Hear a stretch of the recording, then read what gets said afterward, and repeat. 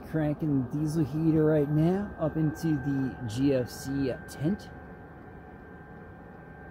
Current temperatures outside.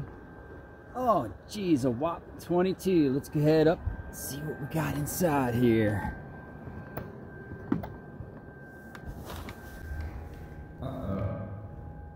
97. Woo! That is freaking oh my god, 98 is tropical temperatures. First thoughts on the Go Fast camper, definitely a firm sleep like everyone talks about, but manageable. We're going to try a couple of the pads, inflatable pads, and see how that goes. Also, other people always talk about places to hang more of the hardware, and you can definitely attach stuff, and people attach things to the ceiling. So yeah, I can see where that would be nice. And also, if you're using the ladder, crawling in and out, you know, there's really no easy spot to put like your shoes and stuff like that. But if you pull out your cushion in order to get down, you can always keep all your stuff down below. I think it's definitely going to be a little challenging in the middle of the night for Teresa, you know, instead of, you know, her climbing out the ladder like I'll do, just popping down here. She'll have to move the head cushion and her sleeping stuff in order to pop this out and then get down so that she can use the bathroom inside the truck. As for the heater, definitely worked out well. You know, we've had this for some time. Gonna switch things out. We've been running this flexible pipe now for probably the last 4 months or so in cold temps with the heater and the CVT tent. It's nice, definitely like it. One thing that no one really ever talks about is, you know, this pipe definitely has not held up to some of the higher heats, and it's nice to run your diesel heater at like a high temp. You know, when you start it up or you shut it down to kind of get some of that burn off so that you don't end up, I guess, more or less clogging your jets or the buildup, carbon buildup.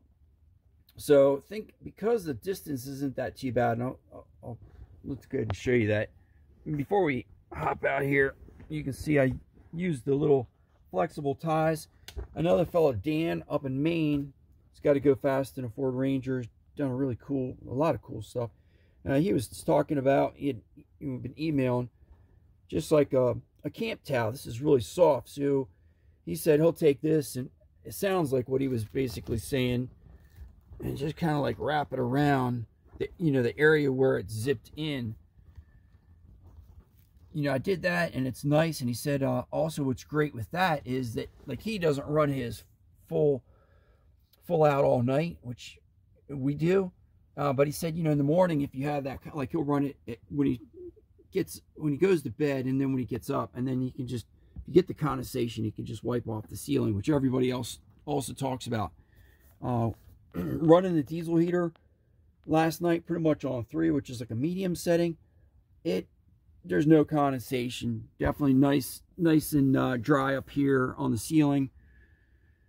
A couple things I'd say, you know, definitely because of the way that the camper set up, your lower bed section definitely stays a little chilly, especially with the overhang down on your feet. So if you have like maybe a warm sheet that you could put down, that could be really helpful. But back to the setup here. Oh, and like I said, really love these like little flexible ties. And then the rooftop tent. Yeah, because I'm so used to the CVT. Camping in the GFC for the first time, and pleasantly surprised in just how warm everything was. I actually had to shed some layers. It just got so hot. So, you know, if you are running or want to run a diesel heater, it works really well. Definitely probably some things that I could do to improve the setup, and there's not a lot of people who have great information as to how they're running them into the tent. But I'm going to continue to look for some of those things and just see how other people are managing it, but very happy with how it all worked out, and happy that I could actually crawl down the ladder with the pipe onto the side there. So that worked out great. A quick added bonus, just wanted to also just show you when I had mentioned the pipes. So this pipe right here, this is basically what I'm probably go back to. This flexible pipe, well, it makes a lot of sense and seems really cool. It just, you get a lot of odors from it, and I'm not too keen on that. These clamps do kind of work it really nice.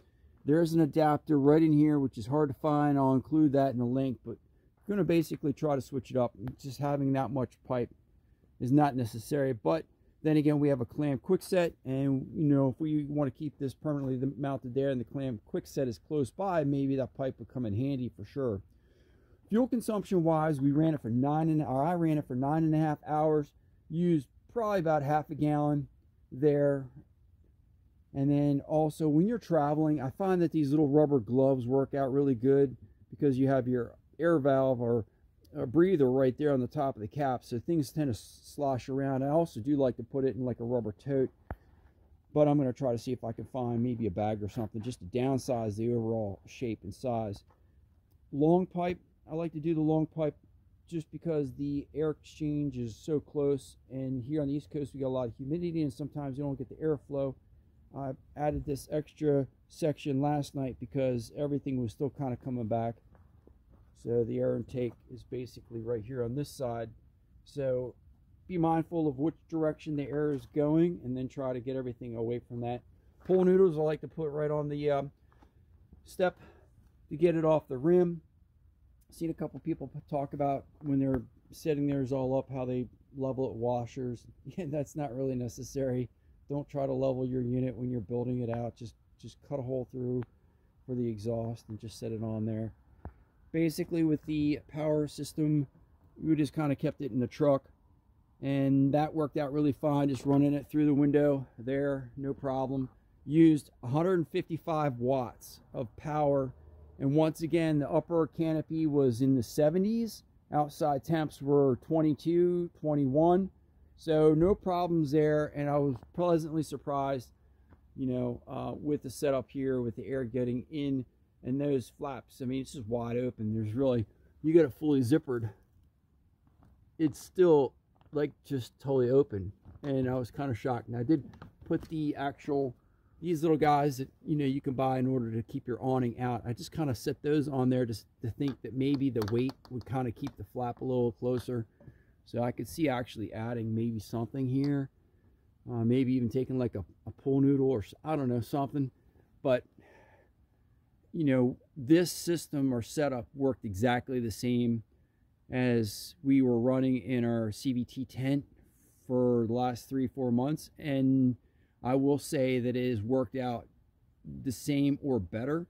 So even though we have technically heat loss out of that, there's really no problem. And then with the ladder, I do like these little flexible, these are night eyes. But these are really nice. I'll put the link with that. So the bigger ones are really great. So recap, more of this pipe added with the extensions, you shorten it all up, and then just go it right in. And there you have it. Thanks again. Happy camping.